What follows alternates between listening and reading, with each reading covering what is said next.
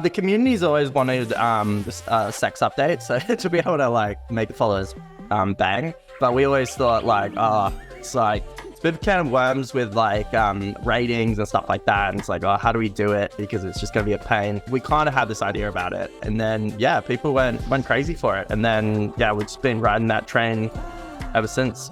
Cult of the Lamb's latest update, Sins of the Flesh, allows players to selectively breed their followers to create little baby cultists, along with some other great new additions like a pub, drum circle, and a new sin mechanic, which ties all these new features together, including a new upgrade tree, cosmetic upgrades to your temple, a blunderbuss gun to use in combat, and most importantly, giant poo, and a new progression bar for your broom to go along with it, obviously.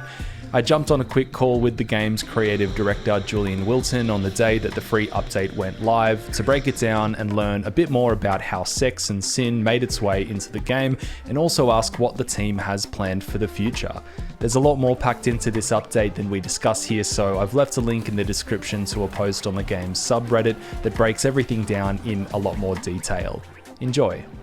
Do you think it'll maybe encourage like mega fans like sending in fan art that maybe you don't want to see, or have you already like received that fan art and you're like, we may as well give them what, like they're already doing this in their first, we may as well give them what they want.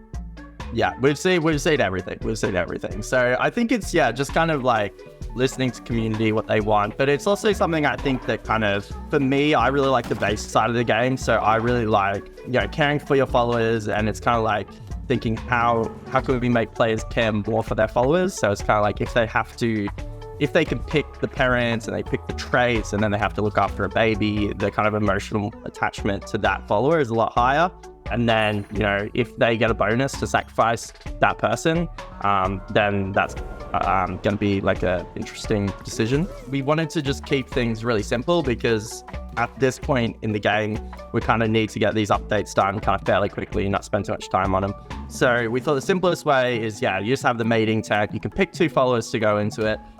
They have to both consent. If one of them doesn't want to bang, they'll say, and the other one will get a bit sad and be like, so that's important. And then they'll go in, and you can kind of pick traits from like each one to kind of form a new kind of race of super followers, I guess. If one person's got a really cool trait and the other one's got a cool trait, you can kind of pick both of those, and then the baby will be born with both of those. That's why the main player actually can't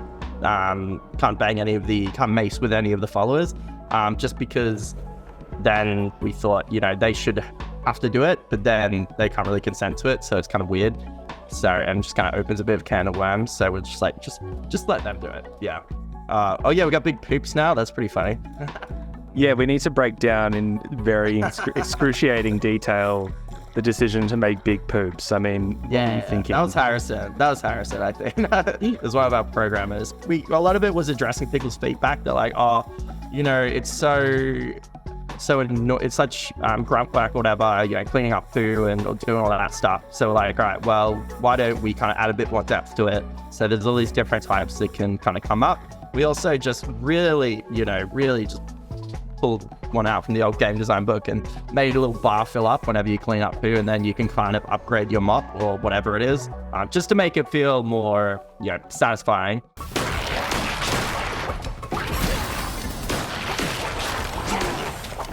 Just to be adding to the game at this point after release, like it must be amazing to not only have had the game be a success, but to continue that development process, knowing people are still super passionate about the game, or at the very least willing to return to it for new content. I mean, what's that been like for you and for the team, I guess, to be able to know that the development process wasn't just restricted to the launch? Yeah, I love it. Especially, we worked with a writer a little bit near the kind of end of the first release of the main game. But then since then, they've kind of jumped on, they've kind of really got deep into it. So they've kind of added all this lore, like something in the new update is kind of, we've added, it's just really simple kind of like lore stones or whatever.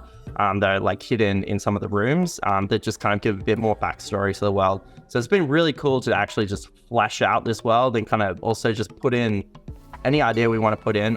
Really want to pop? Yeah, we'll just chuck in the next update, so we can, anything we want to do the game we can. The main annoyance is that it all needs to run on the Switch somehow. So every time we update it, it's like, oh god. How long do you want to support the game? How long do you think you can support it? Like the idea is that we kind of want to scale back, and we'll probably kind of focus more on kind of simpler updates going forward. Although we do have like another big one planned that might get split into two because it's quite big and it's quite exciting. But then after that, we really need to like actually start working on some other things. There might be some DLC. I don't know. There might be something like that. But in terms of like free updates for the game, they're probably gonna get scaled down. Because there's also kind of like the opportunity cost of kind of, if you just work on a game forever, you maybe lose out a bit when you could be kind of working on something new as well. So we kind of also, have started working on a new game as well that's may or may not be in the same world. So yeah, should be cool. This is breaking news. This is breaking. Don't tell the other guys I said that. No. They're always like, don't say it.